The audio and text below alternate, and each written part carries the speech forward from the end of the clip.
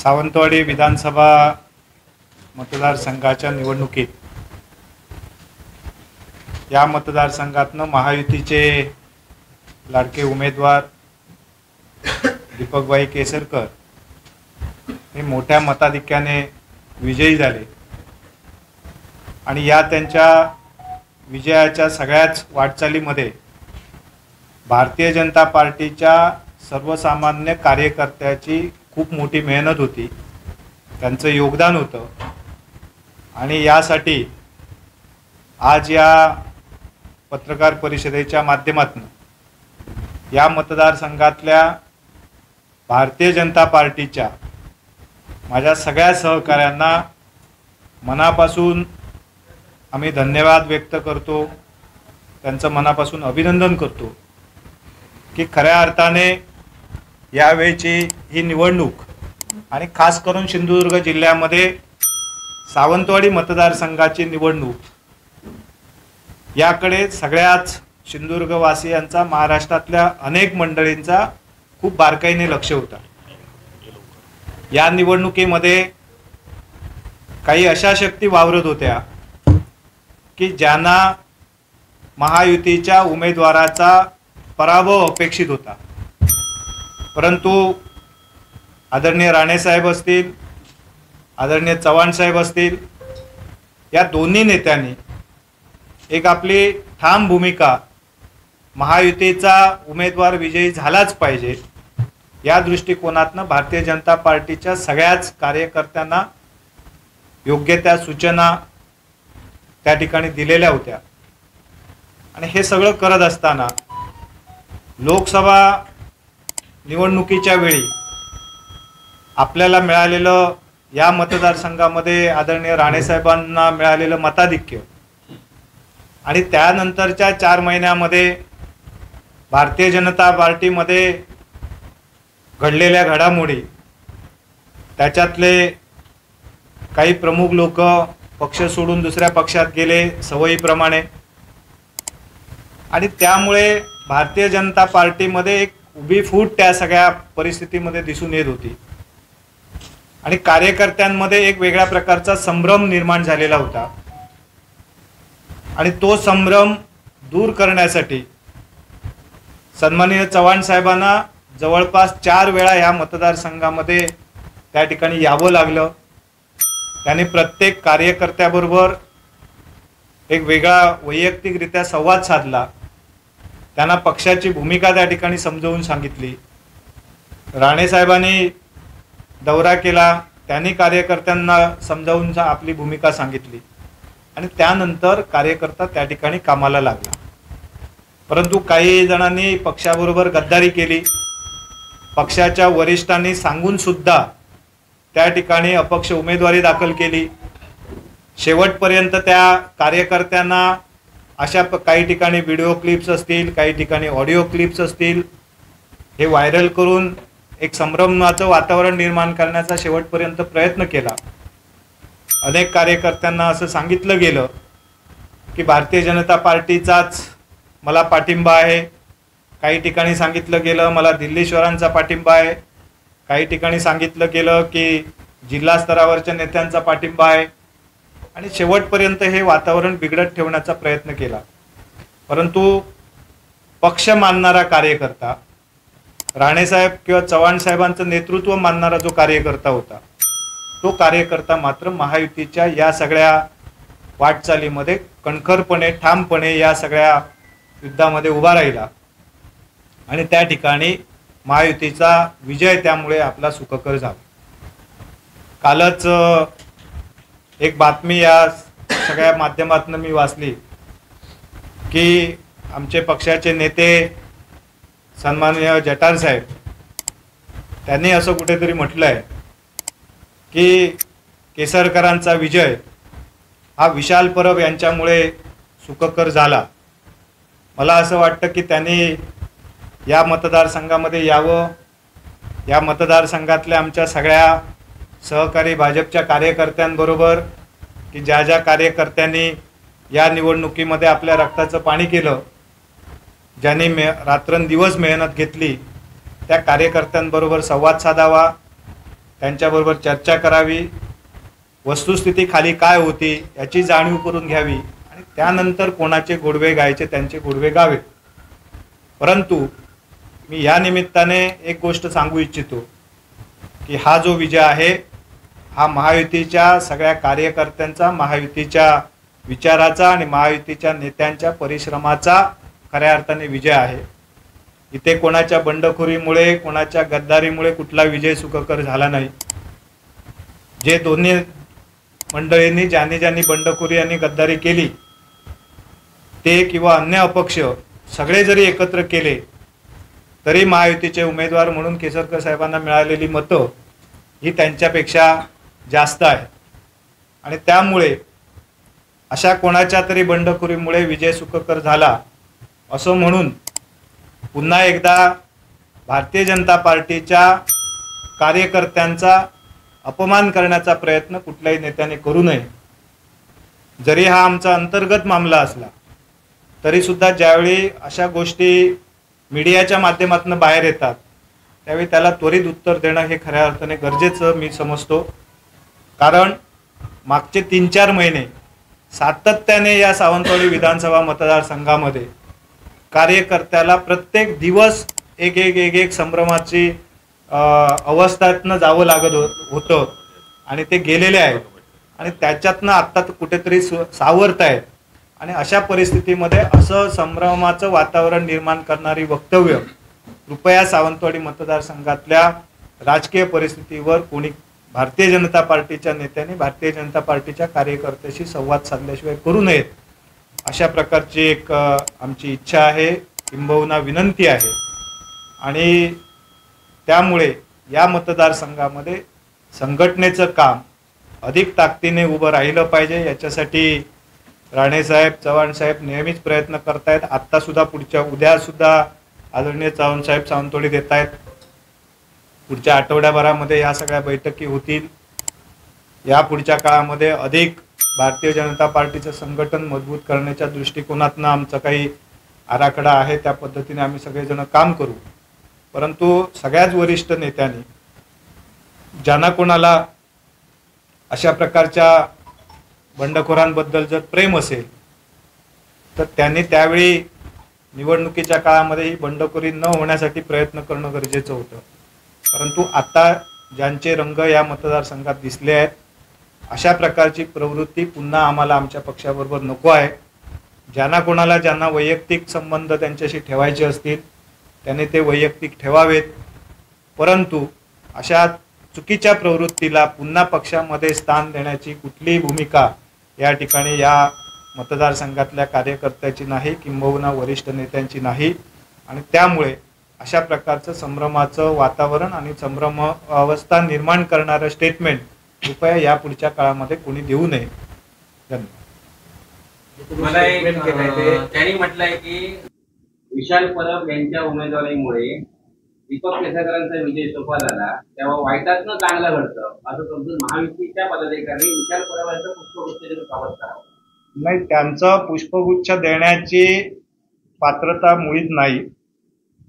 आमच्या दोन्ही नेत्यांनी त्या संदर्भातली भूमिका यापूर्वी स्पष्ट केलेली आहे. त्यामुळे अशा चुकीच्या प्रवृत्तीला परत पुष्पगुच्छ देऊन ती चुकीची प्रवृत्ती जवळ करण्याची भूमिका आम्ही कधीही घेणार नाही, आमचा कार्यकर्ताही घेणार नाही. विशाल परब उभे राहिले चांगलं जिल्हा बँकेत लढवले आहात, तुम्ही वेंगुर्ल्यामध्ये चांगलं लीड दिला. विशाल परब यांच्यासह दुरंगी लढत झाली असती तर चित्र काय सांगू? तुम्ही भाजपच्या वरिष्ठांनीच उभं केलं नसेल तर लोकांना वाटतंय भाजपच्या वरिष्ठांनीच उभं केलंय आणि ही खेळी होती महायुतीची. मग तुम्ही विधान करताय ते पक्षाचे हे म्हणून करतायत की तुमचं वैयक्तिक मत आहे? महायुतीची काय खेळी होती आणि काय नाही हे अन्य लोक काय बोलतात त्याच्यापेक्षा महायुतीचे आम्ही प्रमुख पदाधिकारी आहोत. या सगळ्या महायुतीच्या या सावंतवाडी मतदारसंघातल्या प्रत्येक घडामोडीमध्ये आम्ही आहोत.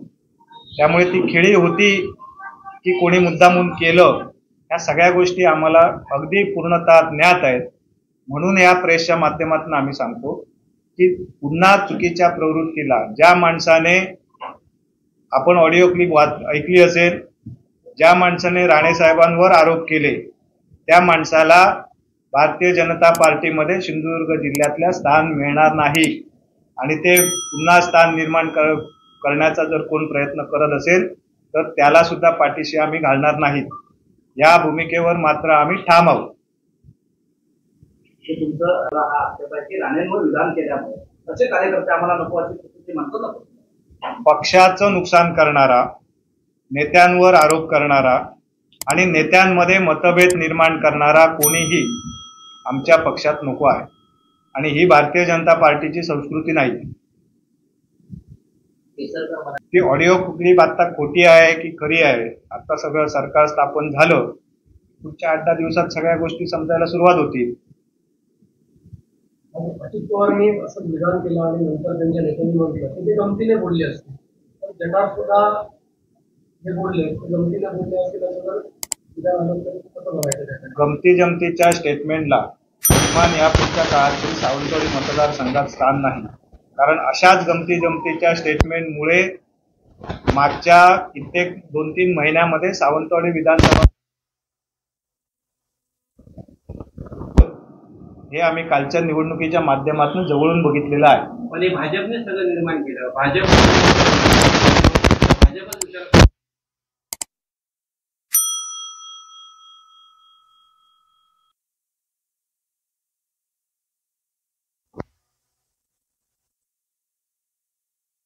त्या दिवशी संध्याकाळी ज्यावेळी इथे राजवाड्याच्या हॉलमध्ये आदरणीय चव्हाण साहेबांनी मिटिंग घेतली, त्या मिटिंगच्या वेळी चव्हाण साहेबांनी या मतदारसंघातल्या सगळ्या प्रमुख कार्यकर्त्यांची ती मिटिंग होती आणि त्या बैठकीमध्ये त्यांनी ती भूमिका स्पष्टपणे मांडली की माझा काय गैरसमज झाला होता, मला काय सांगून या कार्यक्रमाला बोलवलं, कशासाठी या कार्यक्रमाला आलो होतो आणि या कार्यक्रमाचा गैरफायदा कशा पद्धतीने घेतला आहे आणि मी विशाल परब यांना काय सांगितलं आहे, या उमेदवारी अर्ज का दाखल करू वगैरे या सगळ्या गोष्टी ज्या आहेत त्या त्याने स्पष्ट केलं. त्यामुळे नेत्यांबद्दल गैरसमज असण्याचा कुठलाही प्रश्न नाही, कारण नेत्यांनी जी भूमिका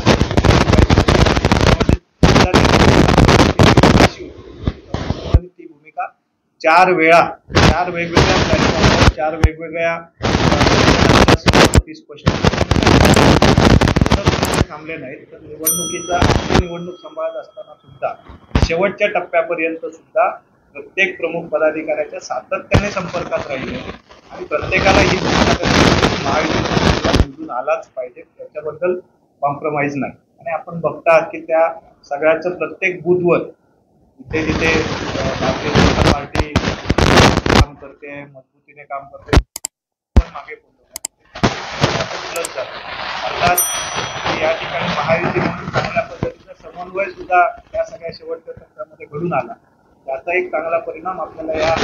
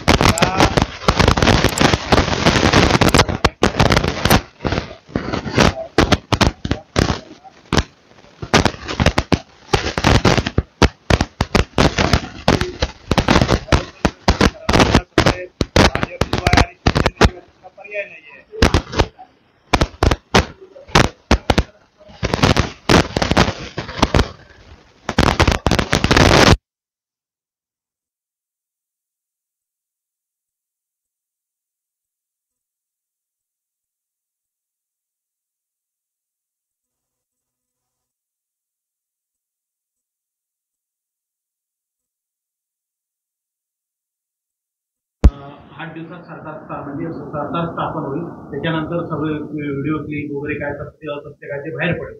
नेमकं म्हणजे काय तुम्ही ह्यातून काय इशारा देता? पुन्हा भेटू ना, त्यावेळी मी स्पष्टपणे अधिक स्पष्टता या विषयातली मांडत जाईल, कारण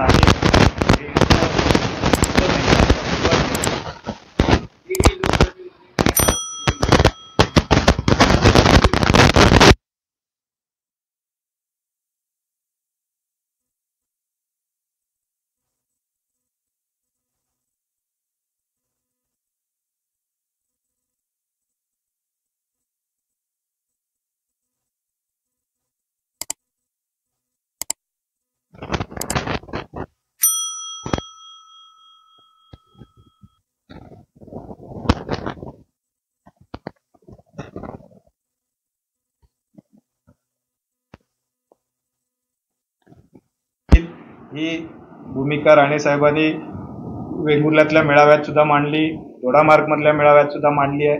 आणि त्यामुळे मला खात्री आहे की राणेसाहेब जेव्हा बोलतात एखादी गोष्ट त्यावेळी ती पूर्णत्वास निश्चितपणे नेतात. त्यामुळे त्याचे चांगले परिणाम आपल्याला येत्या कालावधीमध्ये दिसायला सुरुवात होईल. या भागाचे जिल्ह्याचे पालकमंत्री रवींद्र चव्हाण साहेब सन्माननीय आहेत. या जिल्ह्याची संपूर्ण पोलीस यंत्रणा त्यांच्या हातात आहे. या जिल्ह्यात कोण काय उद्योग करतो, कोण कुठे जाऊन शेण करतो हे सर्व त्यांना माहिती मिळायला काही नाही. असं असताना रवींद्र चव्हाणची संपूर्ण ताकद ही विशाल परबांच्या पाठीची होती. रवींद्र चव्हाणचे डावे उंची विशाल परबांच्या पाठीची होती. जी कालपर्यंत ते लोक होते आणि आता तुम्ही सांगता ती चौकशी तुमच्या बरोबर असेपर्यंत चांगलं, तुमच्याकडनं बाहेर पडायला वाईट. प्रश्न कोण आमच्या बरोबर होता आणि कोण आमच्या बरोबर नव्हता हे हा नाहीये. मुद्दा असा आहे की ज्या चुकीच्या उद्योगाच्या माध्यमातून किंवा चुकीच्या व्यवसायाच्या माध्यमातून चुकीच्या मार्गातून पैसा आणून ते व्यवसाय त्यांना समजले नाहीत का पालकमंत्र्यांना, असं माझं म्हणणं आहे. हाच मुद्दा आहे. पोलीस अधीक्षक त्यांचे, गृह खातं त्यांचं, सगळे खाती त्यांच्याकडे आहेत. पण त्यांना समजले ना का हा माणूस काय करतोय, काय पैसा खर्च करतो तो. हीच एवढा मोठा वाढदिवस साजरा करायचा. आणि साहेब दुसरी एक गोष्ट, जर त्यांनी समजा पालकमंत्री किंवा उपमुख्यमंत्री यांनी सांगितल्यानंतर अर्ज मागे घेतला असता, उमेदवारी अर्ज, तर हे तुमचे त्यांच्याशी काय वाद झाले नसते. अविरतपणे व्यवसाय तुम्ही म्हणता त्याला धंद्याला पण आक्षेप राहिला नसता. नाही, मुळात तुमच्या माहितीसाठी सांगतो, उमेदवारी अर्ज हा नंतरचा मुद्दा आहे. त्याच्या अगोदरच राणेसाहेबांनी त्याच्या या व्यवसायांवर, त्याच्या या सगळ्या कामकाजावर ऑब्जेक्शन घेतलेलं आहे. या संदर्भात राणेसाहेबांची, चव्हाण साहेबांची चर्चा सुद्धा झालेली आहे. आणि म्हणून मी तुम्हाला म्हटलं तसं की कदाचित त्या कार्यकर्त्यांच्या मेळाव्याच्या वेळी आपण नको म्हणता, परंतु त्या बैठकीमध्ये चव्हाण साहेबांनी ही भूमिका स्पष्ट मांडली. मला ज्या दिवशी सन्माननीय पालकमंत्री रवींद्र चव्हाण यांनी एकदाही सांगितलं नाही त्या विचार पर्वाची मला काही मधला संबंध नाही, त्या विचार पर्व आम्हाला काही मिळालं लागत नाही. एक तुमच्या कार्यकर्त्यांच्या बैठकीत तुम्हाला सांगितलं, लोकांचं म्हणणं काय झालं, हे रवींद्र चव्हाणचाच माणूस आहे, रवींद्र चव्हाणने उपकल्याण पेड आहे. लोकांना ती भूमिका समजली नाही ना, म्हणून तो 35,000 पर्यंत गेला, 30,000 पर्यंत. तुमच्याच अनेक तुमची ज्या गावामध्ये एखादी सत्ता आहे त्या गावात त्याला 8 ते 9 वर्षाची मतं मिळालेली आहे, ते असेच मिळणार नाही. असंच संभ्रमाचं वातावरण परत या पुढच्या काळात होऊ नये म्हणून ही तात्काळ भूमिका घ्यावी लागली. कारण ती घेणं आता या पुढच्या काळात गरजेचं आहे. कारण ज्यांना अशाच संभ्रमावर राजकारण करायचं आहे, असेच विचार काहीतरी वेगवेगळे पसरवून आपलं काम साध्य करायचं आहे, त्या मंडळींना त्याच्यासाठी हे अशाच गोष्टी कोणी ना कोणी, मग आज एकाने कोणीतरी बाजू घेतली, उद्या दुसरा कोणीतरी बाजू घेईल, परवा कोणीतरी म्हणेल.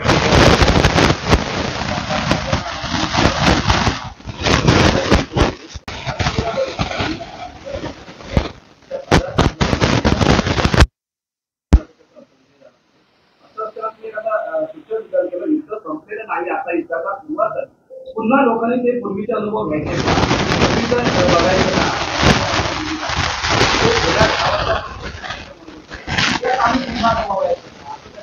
याचा अर्थ रोज तलवार घेऊन रस्त्यात फिरलं पाहिजे असं नाही. दुसऱ्या पद्धतीने पण लढता येतं. तात्विक हे सुद्धा युद्ध असतं. त्याचे तुम्ही म्हणता ना विचार करतो वाईट असते काय जमिनीचे व्यवहार करतात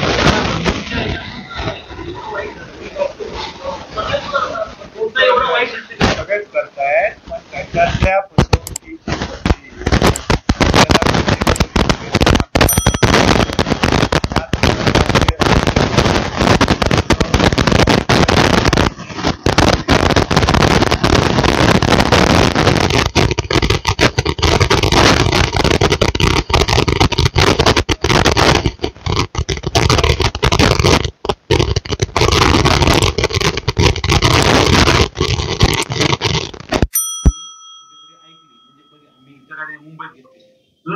त्यांनी पुरावे असे काय दिले, पुरावे काय दिले नाही त्यांनी, फक्त त्यांनी टेबलवर बसून बोलले तेवढंच आम्ही ऐकलं. पुरावे काय आहेत त्यांच्याकडे? ते पुरावे ज्या यंत्रणेकडे सादर केले पाहिजे त्या यंत्रणेकडे ते पुरावे पोचलेले आहेत. ज्या यंत्रणेने या सगळ्याची चौकशी केली पाहिजे त्या यंत्रणेबरोबर त्या यंत्रणेकडनं त्याची चौकशी होणार आहे. या संदर्भातली योग्य ती भूमिका किंवा ज्या कुठल्या पातळीवर चर्चा केली पाहिजे दिला पाहिजे त्या पातळीवर राणेसाहेब स्वतः बोलतायत. पेडणेकर बोलले ते खरं आहे काय खोटं आहे हे आपल्याला पण आणि आम्हाला पण त्या निमित्ताने कळेल.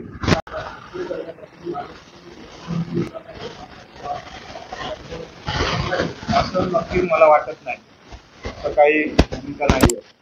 परंतु अशा वक्तव्यातनं कार्यकर्त्यांमध्ये संभ्रम होऊ नये एवढीच आमची अपेक्षा आहे. आणि ती संभ्रमावस्था निर्माण होऊ नये याच्यासाठी आम्ही प्रयत्न घेतो.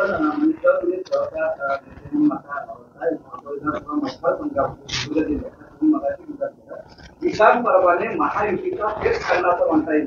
एकंदरीत घाम फोडला, शेवटपर्यंत विजय कोण होणार असं वाटलं नव्हतं. 40,000 मतं मिळाले हा पण महायुतीचा एक लक्षात घ्या, आम्ही असं काहीच मानत नाही. कारण आम्ही लोकसभेच्या वेळी 83,000 मतं या मतदारसंघात 88,000 आणि या निवडणुकीमध्ये 80,000 मतं. आमच्या पक्षामध्ये काही लोक पक्षांतर करून गेले, बाजूला गेले. आणि असं असून सुद्धा जी मतं मिळाली त्या मतांची आकडेवारी बघता आम्हाला कोणी दमवलं तर आम्ही मुळीच मान्य करत नाही. आमची प्राथमिकता आहे. जे डिवायडेशन झालं, जी विभागणी होऊन सुद्धा आम्हाला अपेक्षेपेक्षा जास्त मतं मिळाली, याचा अर्थ जनता आमच्या बरोबर राहिली, महायुती बरोबर राहिली. त्यांना मिळालेली मतं ही जनतेचं प्रेम होतं की अन्य काही? ते आता 32,000 ते 33,000 मतं पडली, जनतेचं प्रेम म्हणावं की अन्य काही? त्याच्यासाठी त्याने किती पैसा खर्च केला हे सगळं जगजाहीर आहे. मग ते एक मत किती रुपयाला पडलं असेल त्याचा अंदाज आपण घातलेला बरा. सरकार कांदा बांधा योजना, रत्नश्री योजना सगळ्या राबवल्या गेल्या. त्याच्यात जिल्हा बँक अध्यक्ष म्हणून तुम्ही सांगा की या योजना राबवल्या गेल्या आहेत का? काय वाटतं तुम्हाला की आता तरी केसरकरांनी त्या योजनेकडे गांभीर्याने बघावं, शेतकऱ्यांपर्यंत त्या पोहोचाव्यात आणि लक्ष द्यावे असं वाटतं का? मला असं वाटतं की आता या महाराष्ट्रातल्या सगळ्या जनतेने महायुती म्हणून आम्हाला एक चांगला कौल दिला आहे. खास करून सिंधुदुर्ग जिल्ह्यातल्या जनतेचा आभार मानले पाहिजेत की त्यांनी खूप चांगले आशीर्वाद आम्हाला तिन्ही विधानसभा मतदारसंघामध्ये दिले आहेत. आणि 100% कौल, जसं आपण आता कोणीतरी म्हटलं त्याप्रमाणे 100% कौल आमच्या बाजूने मिळालेला आहे. आणि ज्या अर्थी 100% कौल आमच्या बाजूने मिळाला आहे त्या अर्थी आम्ही जबाबदार आहोत की या पुढच्या काळामध्ये या जनतेची, या जिल्ह्याच्या जनतेची प्रामाणिक सेवा केली पाहिजे. आणि हे करत असताना ज्या चुका याच्या पूर्वी घडल्या आहेत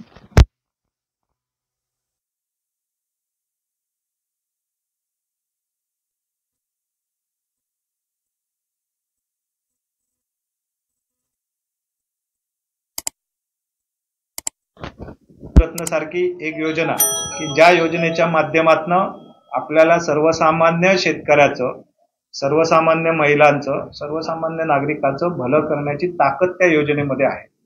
अशी योजना अधिक प्रभावीपणे राबवली गेली पाहिजे. त्याचबरोबर राज्य शासनाच्या माध्यमातून ज्या ज्या योजना आहेत त्या अधिक प्रभावीपणे आपण खाली घेऊन जाण्यासाठी एक यंत्रणा उभी करावी लागेल. शेतकऱ्यांचे काही प्रश्न आहेत, वन्य प्राण्यांचा त्रास आहे. वन्य प्राण्यांच्या त्रासामुळे खास करून आपल्या मतदारसंघामध्ये जे सह्याद्रीच्या बेल्ट मधला जो शेतकरी आहे तो आज त्या सगळ्यामध्ये प्रभावित झालेला आहे. तो आपली शेती सोडून अन्य व्यवसायाकडे जाण्याचा प्रयत्न करतोय. अशा परिस्थितीमध्ये काही प्रक्रिया उद्योग, काही शेतीपूरक व्यवसाय याच्यासाठी या सिंधुरत्नच्या माध्यमातून काम करणं ही खऱ्या अर्थाने आवश्यकता आहे. आणि यासाठी आम्ही दीपकबाईंकडे निश्चितपणे आग्रही असणार आहोत. महायुती म्हणून आम्ही या सगळ्या गोष्टी ज्या चांगल्या आहेत त्या जनतेसाठी राबवण्यासाठी प्रामाणिकपणे प्रयत्न करणार आहोत. आपल्याला काय वाटतं? हा शेवटी महायुतीचा निर्णय आहे. आपल्याला काय वाटतं? आणि महायुती म्हणून जो निर्णय होईल तो निर्णय आम्ही स्वीकारणार. सावंतवाडी विधानसभा प्रमुख भाजपचे राजन पेली गेल्यानंतर हे प्लॅन भरून काढण्यासाठी मनीष तडवी म्हटले जाणार आहेत. काय इच्छा आहे? आमच्याकडे कुठल्याही जागा रिकामी नाही, कुठलीही पोकळी नाही. आमचा भारतीय जनता पार्टीचा प्रत्येक कार्यकर्ता हा याच्यासाठी सक्षम आहे. आज तुम्ही बघितलं असेल की निवडणुकीच्या तोंडावर ज्यांनी नेते म्हणून मिरवलं ती लोक किंवा ज्यांच्या माध्यमातून पक्ष चालत होता, पक्षाच्या निर्णय प्रक्रिया होती, ते लोक निवडणुकीच्या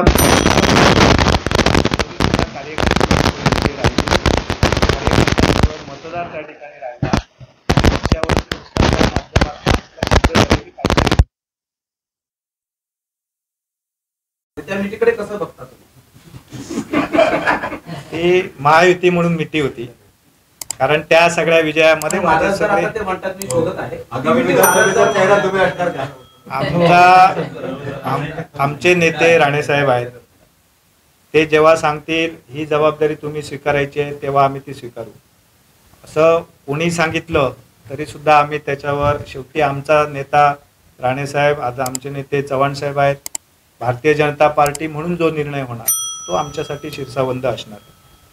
या मतदारसंघामध्ये आम्ही उमेदवार म्हणून निवडून येण्यासाठी महेश असेल, आम्ही स्वतः असू, तिकडून आमचे सगळेच मंडल अध्यक्ष म्हणजे सुधीर दळवी असेल, रवी मडगावकर असेल, महेश धुरी असेल किंवा सुहास गौंडकर असेल, म्हणजे सगळे सहकार्याने खूप प्रामाणिकपणे काम केलं. म्हणजे असं वाटतं की भारतीय जनता पार्टीचा उमेदवार होता की काय असं समजून त्या प्रत्येकाने जीवाचं रान केलं. त्यामुळे खऱ्या अर्थाने ही प्रेस घेण्यामागचं कारण हे आहे की अशा कुठल्या तरी स्टेटमेंटमुळे ते नाराज झाल्याचं माझ्या निदर्शनास आलं, आणि म्हणून आमची एक जबाबदारी आहे की जर त्यांना आम्ही पाठबळ दिलं पाहिजे, कारण त्या कार्यकर्त्यांनी खूप चांगली मेहनत घेतली. त्यामुळे मी असेल, महेश असेल, आमची जबाबदारी आहे की ह्या सगळ्यांच्या पाठीशी आम्ही ठामपणे उभं राहिलं पाहिजे, नेत्यांच्या वस्तुस्थिती निदर्शनास आणून दिली पाहिजे, आणि ते आम्ही हे काम या सगळ्याच्या माध्यमातून करतो आहोत. थँक्यू.